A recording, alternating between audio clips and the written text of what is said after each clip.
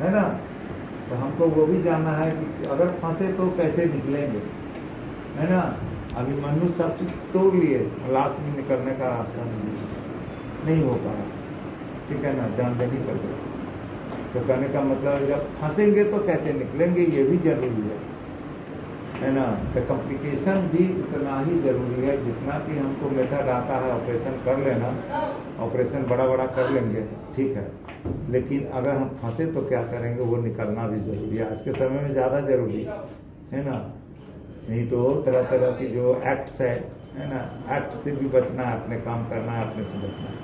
तो कॉम्प्लिकेशन जानना है, प्राइमरी कॉम्प्लिकेशंस क्या क्या है, ऑन द स्पॉट होगा, हेमरेजेस होगा, है ना, और कोई इंजरी को होगा, जो अगल बगल के टिश्यू का इंजरी होगा, तो अपने को हम अपना लिमिटेशन जाने, अपने को प्रोसेस जाने, ठीक है ना, अपना प्लेन जाने, तो हमको कोई कॉम्प्लिकेशन जल्दी नहीं होगी।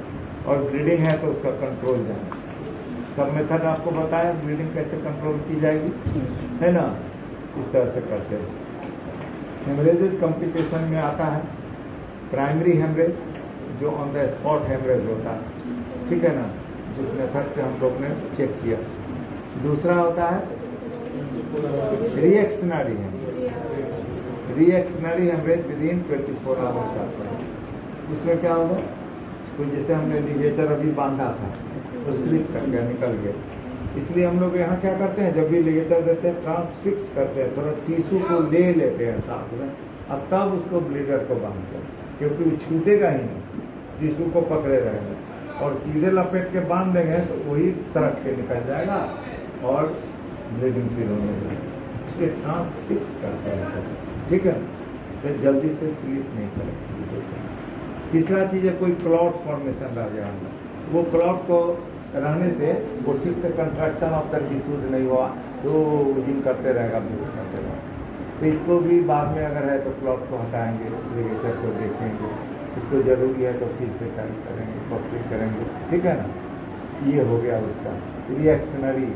और बीपी का राइज कर जाना, ठीक है ना, पेशेंट का ओटी में ले गए, ओटी के कंडीशन में अंदर जिए, एनेस्थेटिस्ट हमारे ठीक कर दिए, और उसको ला कर जब बेड पर रखे तो क्या हो गया, वो बाद में ब्लीड करने लगा, मालूम हुआ कि उसका बीपी चेक करना, है ना, वहाँ पर तो ओटी में कम था, यहाँ बढ़ गए किसी कारण से, तो बीपी का राइज करने से भी प्रेशर से ब्लीडिंग हो सकता है, तो ये भी देखना जरूरी है।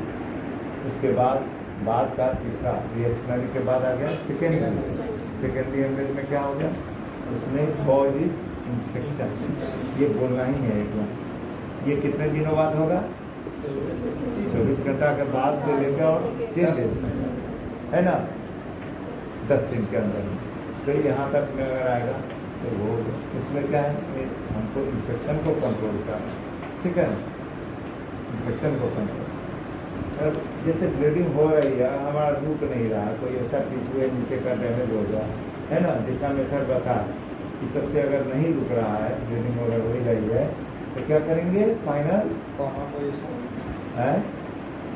क्या करेंगे, गॉज पीस को लेंगे, और गॉज पीस को बना दिए इस ढंग से, और फोसा में डाल दें, अब फोसा में डाल के ये इंटीरियर और पोस्टीरियर पिलर है ना, इंटीरियर पोस्टीरियर पिलर को दोनों को स्टिच कर देंगे, नहीं यहाँ स्टिच कर दिए, यहाँ स्टिच कर दिए, यहाँ 2-3 जगह स्टिच कर देंगे। अब ये गॉज पीस अंदर रह गया, प्रेशर इफेक्ट परमानेंटली दे रहा है ना, अभी तो थोड़ा 5 मिनट के लिए रखे थे, इसमें तो परमानेंटली कर दी, तो इसको छोड़ देंगे हम 24 घंटा 48 घंटा, क्या होगा, एकदम पैकिंग करके ये धीरे धीरे उसको ब्लीडिंग को चेक कर देगा। So this is one of the method कि कैसे अगर लास्टली नहीं कुछ है तो इंटीरियर पिलर और पोस्टीरियर पिलर को स्टिच कर देंगे, टाई अप कर देंगे, ठीक है ना, ये दिस इज जॉब। इसके बाद भी है, इसका मतलब मेजर ब्लड को काट दिए, वेसल को काट दिए, अंदर इतना डीप जाके फूट और टॉप है ना, तो उतना ज़्यादा नहीं करना है, करना उतना ही है जितना आपको कंट्रोल करना है और आप मैनेज करना है। एक चीज़ बच जाती है इसमें कि what are the methods of tonsillectomy, है ना, मेथड्स ऑफ टॉन्सिलेक्टोमी क्या होगा, टाइम भी कितना, देखो आज हो पाया कि नहीं हो पाया, बड़ा मुश्किल से कितना हो गया है, 11:30 15-20 मिनट, अच्छा ठीक। तो टाइप्स ऑफ आप लोग टॉन्सिलेक्टोमी पढ़ेंगे, गुलोटीन मेथड है। हम लोग अभी कौन मेथड किए थे इससे? डिसेक्शन में हम लोग क्या किए थे अभी? डिसेक्शन करके उसको और डिसेक्ट किए थे। तो दिस इज डिसेक्शन मेथड। तो गुलोटीन मेथड होता है जैसे एक इंस्ट्रूमेंट के आप पकड़ा, उसको पकड़ के, है ना, ठीक है ना, पकड़ के पूरे टिश्यू, तो ये गुलोटीन मेथड, ये बहुत ओल्ड मेथड था पहले का मेथड। अब ये सब गुलोटीन मेथड ही तो तो वो हटा देंगे, अच्छा मेथड नहीं। इसके बाद डिसेक्शन मेथड है। और मेथड्स क्या क्या है?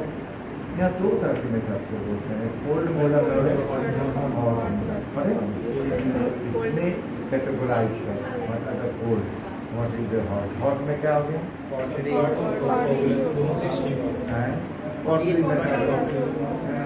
लेजर मेथड, पॉपुलेशन भी इसी में आता है।